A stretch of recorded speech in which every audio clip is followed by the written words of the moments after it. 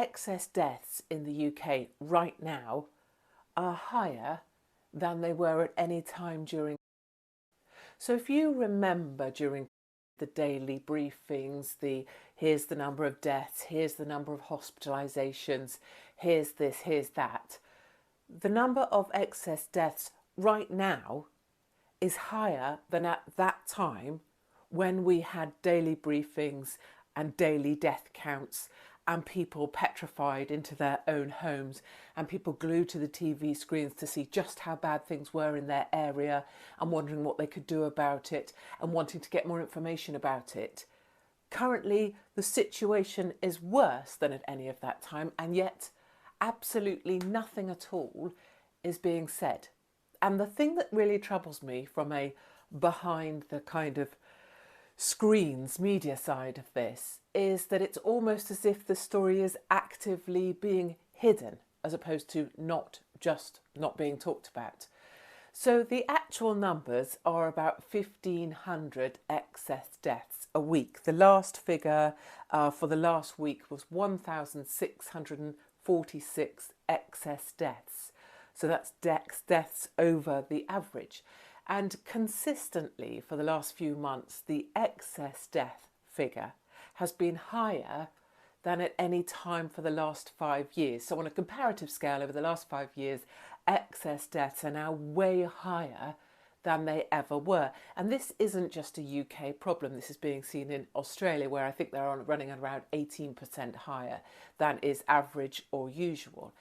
The real number of excess deaths that are unexplained in many ways each week are 1,600 in the last week that was measured, that we have on record. And that's been measured by 3 different ways. So it's not just like one person's metric that we're talking about here. The other really strange thing about these figures that no one is talking about, or people are actively not talking about, is that a third more individuals in this excess death category are dying in their own homes.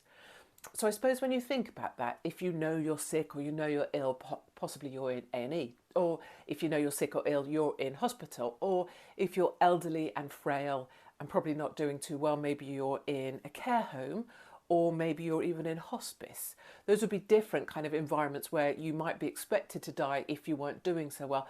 A third of these excess deaths are happening to people who are just pottering around their own homes as if they didn't know they had anything wrong with them at all. And that should strike most ordinary people as being quite odd.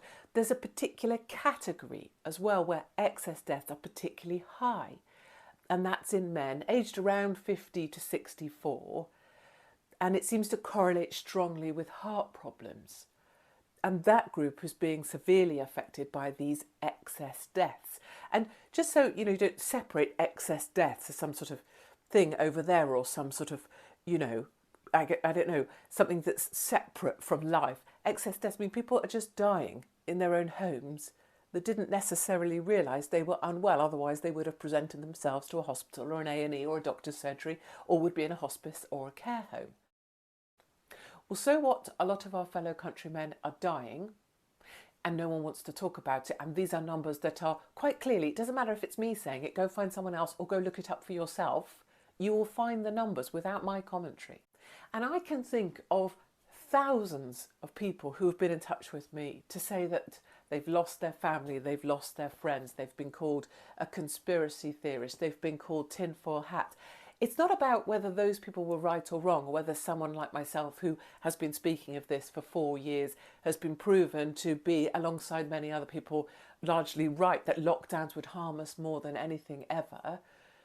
It's the fact that no one who was pushing lockdown is holding up their hands and saying this is a bad idea, I was wrong, because they're not being obliged to, because these figures are being suppressed.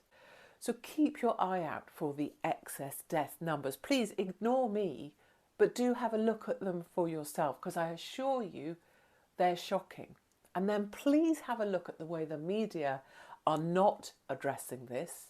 And then please take a listen to excess death figures that you hear. Because if you hear the figure 300, that's just a tiny slice of the pie chart, and you are being actively misled. And I would like to pose a further question to charities like the British Heart Foundation. And my question to you, and a question that I am going to bring to your offices direct with my camera, is where the hell are you at a time when there are record deaths with heart conditions that have gone undiagnosed, leading to people dying in their own home, and no one, including you, the British Heart Foundation, being willing to talk about it?